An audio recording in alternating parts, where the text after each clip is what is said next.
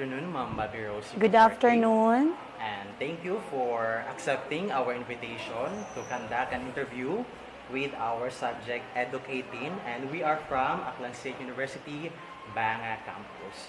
So we have prepared here some questions for you in relationship with the school programs or activities that is implemented in accordance with the partnership of the school and the community. So, are you ready, ma'am? Yes, I'm always ready. Of course, she's always ready. So, we have here your first question. Do you have any program or activities that the school implements in partnership with the community? Okay, so before I proceed with my answer, Mr. Aldrin, I would like to extend my gratitude to your school and to your class for choosing me as a guest for this subject, English 18.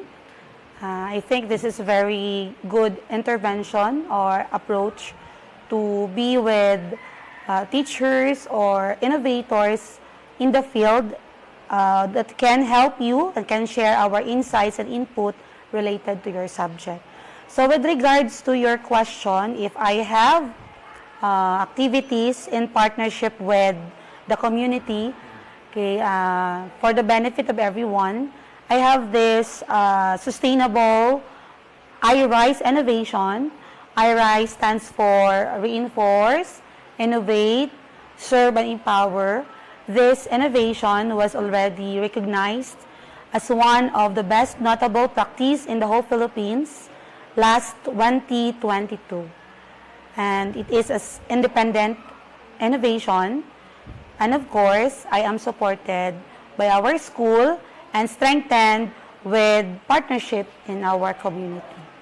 So, since you have given the name of that program, ma'am, let's proceed to the third question. Okay. All right. So what are the main objectives or purpose of the iRise? Okay, so a while ago I have shared to you that I have made my tattoo. I place iRise in my arms. This reminds me to create a sustainable program not for me, not only for me, but for my learners and for the community as well. So what is the main purpose or the objective of this iRise? Actually, this is very motivated.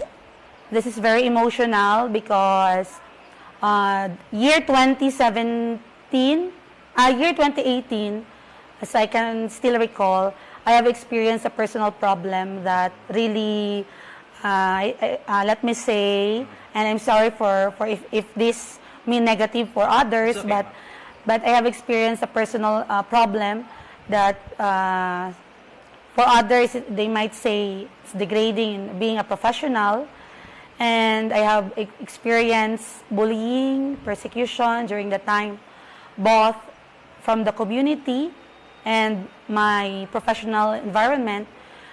So and with that, I have reflected that I need to rise again because the community and the persons who are persecuting me are not the one who molded me, but my parents and my family.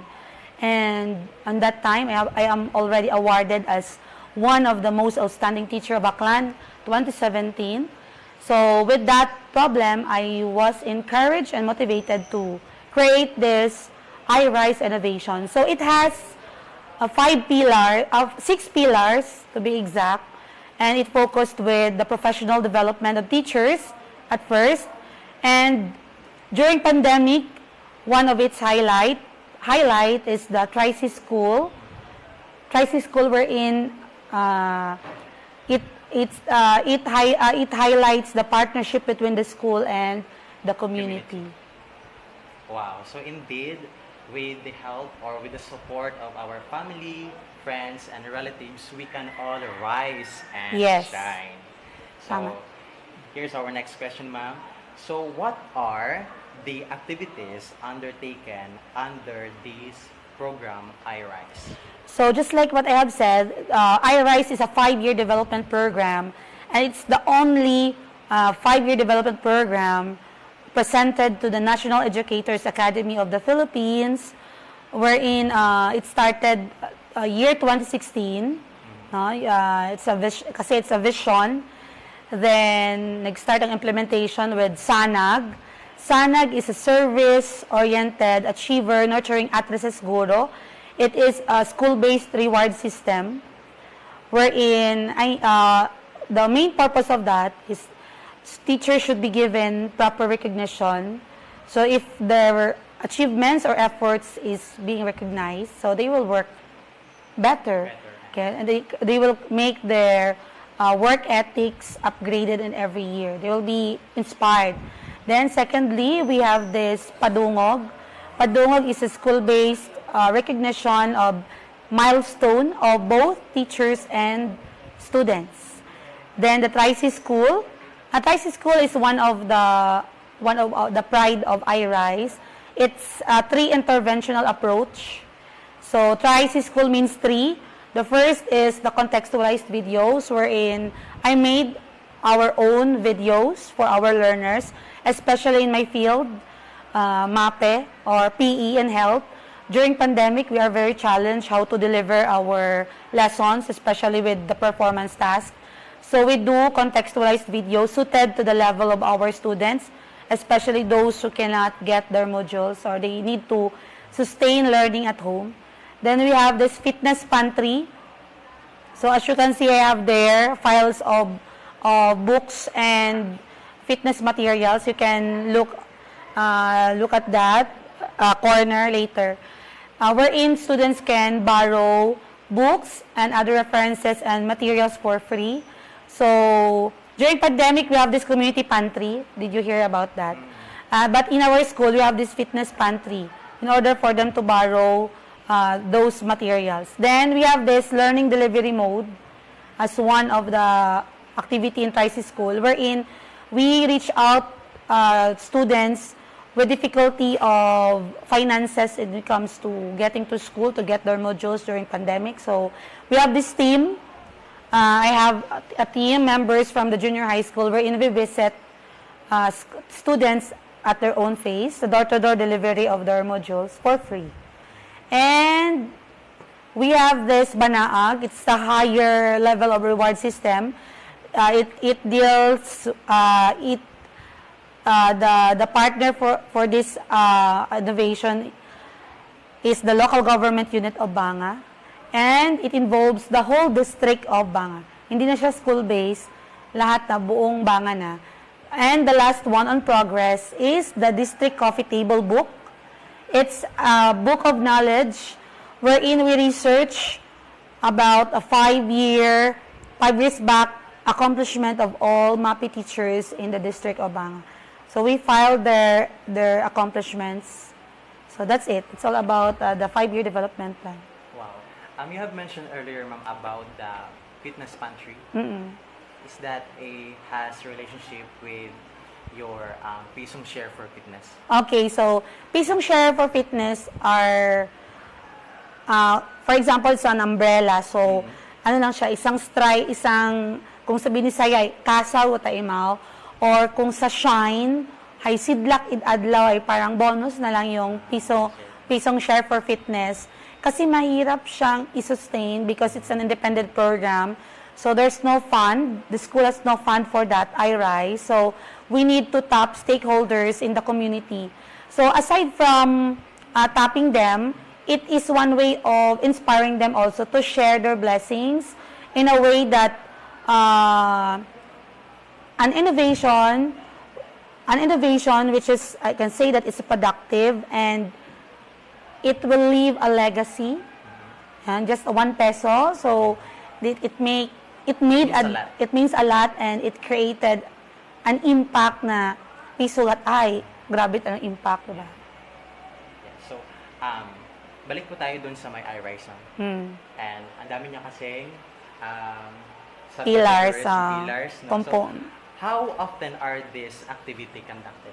Okay, so because it's a sustainable project, sustainable innovation, so during pandemic, Ako kasi, I believe that there's always time for everything. So, monitoring and evaluation, at least every day, 2 hours, just to check if kamusta ang mga pillars. Then, ang iRise, kasi 5 years siya. So, since 2016, for example, may quarter lang, like, ang Pisces School, 6 months. Diretso. Ang Sanag, once a year. Ang Padungog, sustainable. So, kung may event every month, or may event every week, talagang i-recognize siya. Birthday celebration, something like that, intramurals. So, that is annually. Pero pag may event na monthly, ginagawa siya monthly. Yung Pisces School, naging highlight siya during pandemic, but today, as long as need siya, gina-implement it. Ang Banaag, once a year din. Ang coffee table book is once a year din. Then, the post-implementation, doon na yung monitoring evaluation or simply called feedbacking. Okay, so the role of the teacher, just like me, I am the main proponent. So I have also my TWG or the Technical Working Group. So I know that you also believe that no man is an island. So you can work as one. So you need a team. Okay, so we have, for the iRise, I have different team. For the Sanag, I have a different team. So we work with the planning, of course, the pre-implementation, so the planning stage, the implementation stage, and the post-implementation stage. So during the pre-implementation, teachers will plan, identify persons who will be involved in that activity, share the budget. Then during the implementation, doon na yung partnership ng students, teachers, and the community. Then the post-implementation, doon na yung monitoring and evaluation, or simply called feedbacking. Doon na nagagather ng insights, ano yung mga may improve, ano yung for recommendations, ano yung need to sustain, or ano yung mag-a-analyze na kung ano yung implementation, ng progress ng implementation. Or sports materials, Are all the students participating? But during pandemic also, meron tayong mga problems sa depression, anxiety, mental health. So we need Okay, to so create with regards to games or Pisces School, of course, with its first implementation, selected lang talaga.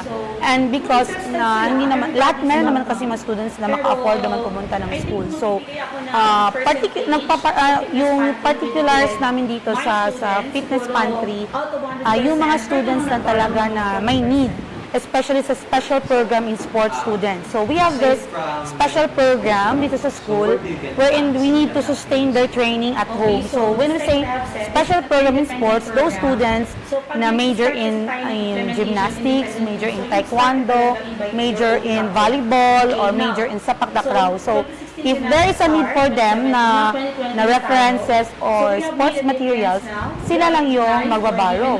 But during pandemic also, meron tayong mga problems sa depression, anxiety, mental health. So we need to create lead-up games or recreational activities for them. So may nagbaborrow din ng mga chessboard during the time. So kung interested sila, everybody's welcome. Pero I think kung magbibigay ako ng percentage sa fitness pantry with my students, siguro out of 100%, pero namang nag-borrow ng mga 40%. So yung mga police, tumutulong na rin. Our LGU, local government unit, barangay officials, mga si Governor, ACWAN. Okay, so just like what I have said, this is an independent program. So pag nagsa-start kasi tayo ng implementation independently, so yung start ka talaga by your own pocket. Okay, now, so 2016 siya nag-start, 2017, now 2020 na tayo. So we have made a difference now. We are recognized, we are given awards. So with that, national awards, so with that, it created impact. So we have already, we can now have this resourcing. So we don't need to brag too much. So yung mga stakeholders na natin yung lumalapit sa atin. So paano sila maka-help? So we have stakeholders from teachers, group dito na mismo sa school, yung project ko sa BJMP Aklan, yung sa mga PDLs or inmates. So mismo yung mga police tumutulong na rin. Our LGU, local government unit, barangay officials, si Governor, ACWAN, of course Congressman Honorable Carlito Marquez, one of my major So, sponsor, nag-agree our ako, LGU, I think local for government much unit of Banga with the challenging, mayor much and the vice ambitious mayor and innovation Sangguniang Bayan. Na dapat So, may legacy. We need to invest Dapat- first. We need to show them na kung ano ang purpose. Then pag nakita nila ang value at nakatulong na tayo, sila na yung kusang lumalapit. One of the outstanding teacher Baclan, naging Atom Awardee share ako. niyo po Alam din niyo po ba? about the benefits So, of I this need to program in the school, touch in the life. community, So, and also for the Una-una ako, so I what are the motivated benefits teachers also of this program in the future? to do their Okay, work so I'm ethics. always Level see The myself, first one, who am I they 5 years should from create now? a best version So, of them. So, dati, nakita ko sana, sa Binisaya dati, tagwa pa ako't buot, abi ko ay, kung mag-feeding ako, magpanupod ako food, inapot ala to.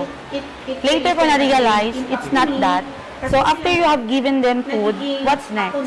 So nag-upgrade ako. I think for much challenging, much ambitious innovation na dapat may legacy, may magbibigay sa iyo ng dapat may sustainability. So ano benefit? First, start kita sa teachers. When I become one of the outstanding teacher Baclan, naging Atom Awardee ako, alin yung dahin ako. So I need to touch lives. So, una-una ko, so I motivated teachers also to do their work ethics level up. The first one, they should create a best version of them. So, nag-create ako sana, it's a reward system. So, most of them na ngayon, naging awardees na rin katulad ko. So, it created a great impact to me kasi sila na rin, nagiging ako na rin sila. Okay? Next is yung padungo. Iba kasi yung feeling na birthday mo, hindi mo alam na may magbibigay sa iyo ng cake, magbibigay sa iyo ng card. So dati ginagawa ko lang siya dito sa school. Ngayon, I have this Adopt a Child sa PDL sa Aklan District Jail. I-share ko lang sa inyo. I have this 52 na mga bata ng mga anak na ng mga inmates. But this is private. Hindi siya pinopost sa Facebook because most of them are minors and we need to respect privacy kasi hindi naman lahat ay may acceptance na with that situation. So meron tayong mga anak ng mga PDLs na sinusurprise na pag birthday nila, may na-receive silang gift or opening of school year, may na-receive silang school supplies. Yan ang impact na ng fitness pantry. And during Christmas, meron siyang na-receive na Christmas gift. Pero yung nagbibigay, foster parent, o galing sa iRise project, pero yung nakalagay doon sa kanilang gift, ng eco bag, ay galing sa parent nila na nakakulong. Pero hindi nila alam na galing sa iRise. But during Christmas, doon nare-reveal na ipapakilala ang kanilang foster parents. So dati, ang impact ng crisis school ng Padungog ay dito lang sa corners ng school. Ngayon, nasa community na siya. So, that is the impact of this iRise. Kasi, sabi ko, mas maka-invite tayo ng tulong kung pupunta na ang project sa community. Ang dami pa sir, kukulangin ang time natin. Ano pala yan? Crisis school pa lang yan. Wala pa yung iba. The lines from our National Vice President in one of the guardians. Okay, baka nakalimutan ko. Sa fitness pantry pala, what is the benefit? Of course, sa fitness, no? During pandemic, nasa bahay lang kasi sila, wala silang ginagamit. So, with the utilization of fitness materials, nasustain nila yung training. So, kahit nasa bahay sila, hindi pumayat pa rin sila, na-maintain yung kanilang weight, na-maintain ang kanilang body mass index, at the same time, yung kanilang physique, yung fitness nila, na-sustain nila. And avoid ang mental problem, kasi meron silang recreational activity at home. To enjoy life. That's So, it. life is too short. Okay? So, I will spend that serving my community. Thank you. Miss Universe. With This that could be a personal mindset, question. Sige. I can inspire How do my you foresee family, my this children, my program in the siblings, years? and Okay, let me share to you the lines from our National Vice President in One Ganap Guardians, Aklan, and the whole Philippines because I am the president of that non-government organization in our municipality. He is late 70s, I think mga 68, 69. He shared to us, if he given 20 years from now, at the age of 68, so mga kulang-kulang 100 years, he will spend it in the community. So I was touched by that. So I will not wait for my retirement to serve the community. I will not wait for my retirement to enjoy life. So life is too short. So I will spend that serving my community. With that mindset, I can inspire my family, my children, my siblings, and I can give back to my parents that they have made this person who I am now, that I am that selfless. So maka-give back na ako kanda nga, no need to say I love you and say thank you, no? Ay haman makalagot ara kong unga. So doon siguro nga life is too short, so we need to be selfless, and we don't need money, I think. We don't need not only money, because we can be of charity kung may kwarta kita, di ba? We cannot be good Samaritan kung wala kita enough. So I think with my small efforts, great things kuno starts with small beginnings. So not tomorrow but today na. So dapat mag-start yun kita. And with this platform, with your subject, I hope this will be a good platform for me to campaign for the young generation to be open-minded and have concern with the community. Actually, Alden, I have this tree planting activity. It's every month activity, every last Sunday of the month. So that help mitigate climate change for Mother Earth. So I have this One Ganap Guardians for community service. We have bloodletting and other activities in concern with the community. I serve the Catholic Women's League, the CWL, because above all, we need to serve God, diba? Kasi every gising is a blessing. So malay mo, we cannot repeat this video, tama?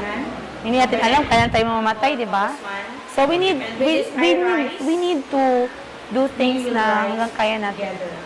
We don't need to wait for recognition or any stage or level of life siguro. God, para sa Diyos, para sa bata, sa community, para sa bayan. Thank you for being the proponent of the iRise. Sa iRise, pero the champion sign is Region 6. Champion sign. Thank you so much for touching the lives of the students, also the schools. Thank you again. God bless everybody. And to end, Aldrin, I would like to thank your teacher for initiating this